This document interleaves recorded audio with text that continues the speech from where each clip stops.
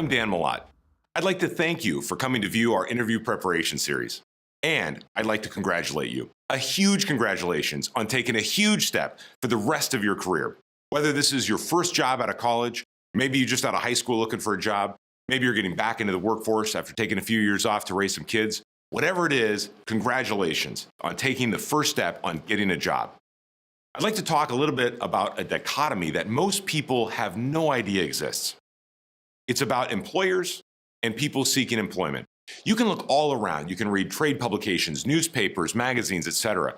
And they'll ask business owners, managers, leaders, they'll say, what's the number one challenge you face today in today's economy, today's marketplace? And they'll say they can't find talent. They cannot find employees that fill the talent they need. On the flip side, ironically, you can look at trade publications, newspapers, magazines, and you'll see all kinds of stories about people who can't find jobs. There's no jobs to be had. Graduates from college can't get jobs. There's no good quality jobs, et cetera. And it goes on and on. And there's this huge gap. And by you coming here, I can guarantee that you'll be able to go from job seeker to holding an excellent job, the job of your dreams. I guarantee it, even though you didn't pay anything. So I have to tell you why I think it's so important to learn about interviewing. Why should you learn to interview? Why should you study? Why should you prep? Well, it all comes from a real story from my background. Back in the year 2000, when I was a young man, just out of college, probably 21 or 22 years of age, I had a tremendous opportunity to interview for Northwest Airlines. Northwest Airlines was based in Minneapolis, a place that I wanted to live, and it was an opportunity for a position called an air crew training instructor. It was a job that I had dreamed of. You would bypass all of the regional airlines and you would go straight to a major. And even though it was an instructing position, it had the opportunity to move into the right seat for Northwest Airlines. An amazing, amazing opportunity for myself. I was so excited. I talked to everybody I knew about, what should I do? What should I do to get ready? And they all said, oh, you'll do great. You think well on your feet, you do good. And I thought, well, I've gotten every job that I've interviewed for, so this will be great. So I got my suit on, I went to the airport.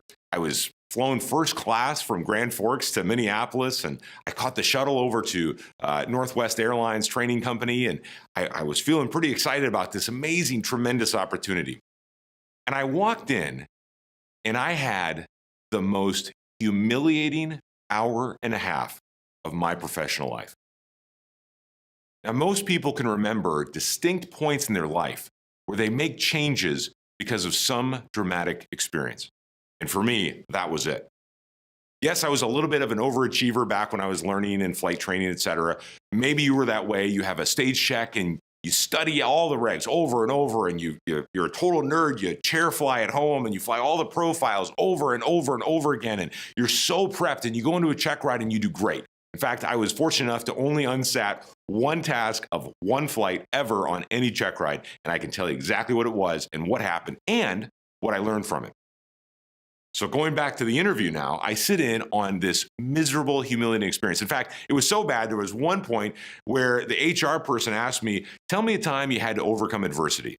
And I thought, well, I don't know. I haven't really had a lot of adversity. I didn't even think about adversity and maybe some challenges. I had never thought about it. And so I'm racking my brain here and I think, well, I'll tell a story about a student that I had a challenge with. And I was talking about how I worked with the student and it was very hard and we both had challenges and we overcame those challenges and the student ended up soloing. It was great.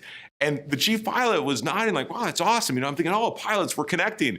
And the HR person looked at me and said, but how does that have anything to do with adversity? At that point, I said, if I'll just smash my head on the table here and leave, that'll be great. We'll be done. Don't ever call me again.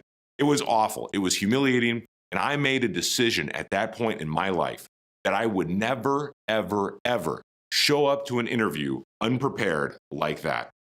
I went home and I had a lot of time to recollect. And I also told myself that I would never let anyone I knew or cared about or didn't care about, but anybody that I came across that said they had an interview, I would never let them go into a professional interview unprepared like I was. And that's why I'm so excited to be helping you today. I know that you can do a great job. I always talk about a humble confidence. If you go into an interview with a humble confidence and you lay out all your cards on the table, you study, you prep, you work hard, that's why I guarantee you'll get the job, because you're willing to work harder than anybody else. One final note that I have to mention, and it's my disclaimer. Any good presenter will give you a full disclaimer, and that is that some companies may not agree with other companies, and specifically we're talking about corporate culture. And so as you prepare for the interview, as you think about those types of things, just keep in the back of your mind that not every company is the same. However, if you read any interview book, a seminar tape, something you see online, all of us talk about the same types and styles of approaches to interviews. So wherever you get your information, I know it's good information and I know you'll do great, just bearing in mind that some of my recommendations may not always be appropriate for some companies, depending on their corporate culture. And lastly, you have to do one important thing for me. You have to know that for me, other than my faith and family, there is absolutely nothing more exciting and important that keeps me going in life than to hear your stories. I want to hear your awesome life stories. Tell me about the job that you got. Sometimes when I'm having a bad day, I'll get on my computer and open up an email from somebody I worked with 15 years ago, and they'll say, you know what? I was able to finally land a job with Delta or American or some amazing job. And that's what picks me up for the day. That's what feeds me and gives me energy to keep doing this for 15 years. So please send me an email, message me on Facebook, put a post on, whatever it is, let me know how you got the awesome job that you've always wanted and anything I can do to help you in any aspect, in any way, shape, or form. So good luck. I know you'll get the job and keep in touch.